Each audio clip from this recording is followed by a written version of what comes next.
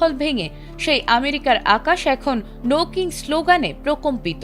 নিজের দেশের নাগরিকরাই যেন বিরক্ত ট্রাম্পের ওপর। দ্বিতীয় মেয়াদে ক্ষমতা গ্রহণের পর তার বিতর্কিত সব সিদ্ধান্তের প্রতিবাদে রাজপথে নেমে এসেছে লাখ লাখ মানুষ।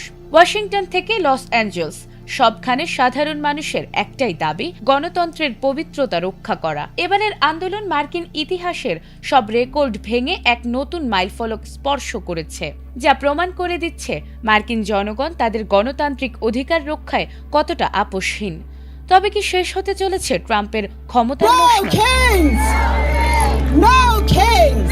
যুক্তরাষ্ট্রে আবারও উত্তাল হয়ে উঠেছে রাজপথ। ক্ষমতা, নীতি এবং যুদ্ধ, এই তিন ইস্যুকে কেন্দ্র করে শনিবার নো কিংস নামক আন্দোলনের ডাক দেয়া হয়েছে।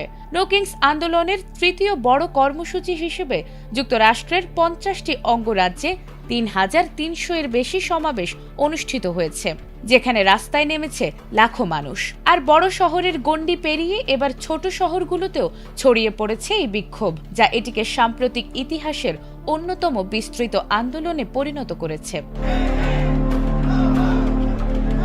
আন্দোলনের কেন্দ্রবিন্দু ছিল নির্বাহী ক্ষমতার অপব্যবহারের অভিযোগ, তবে বাস্তবে এতে যুক্ত হয়েছে বহু ইস্যু। ইরানকে ঘিরে নতুন যুদ্ধের আশঙ্কা, লাগামহীন দ্রব্যমূল্য, কঠোর অভিবাসন নীতি এবং গর্ভপাত অধিকারের সীমাবদ্ধতা। এসব কারণে প্রেসিডেন্ট ডোনাল্ড ট্রাম্পের বিরুদ্ধে জন অসন্তোষ আরও তীব্র হয়েছে। এ বিষয়ে মিনেসোটার গভর্নর বলেন, গণতন্ত্র হুমকিতে পড়লে মিনেসোটা কখনো নীরব থাকবে না, আর তাই সবচেয়ে বড় সমাবেশটি হয়েছে মিনেসোটাতেই। অন্যদিকে লস অ্যাঞ্জেলসেও লক্ষাধিক মানুষের ঢল নামে।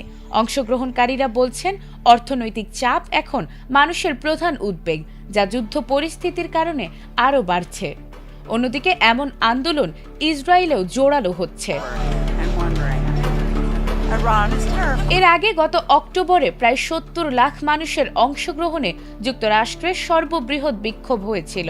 আয়োজকদের ধারণা, এবারের সংখ্যা সেই রেকর্ড ছাড়িয়ে যেতে পারে। এই আন্দোলন ছড়িয়ে পড়েছে Rome, Paris, Madrid, Amsterdam, Sydney ও টোকিও সহ বিশ্বের অন্তত 15টি দেশে।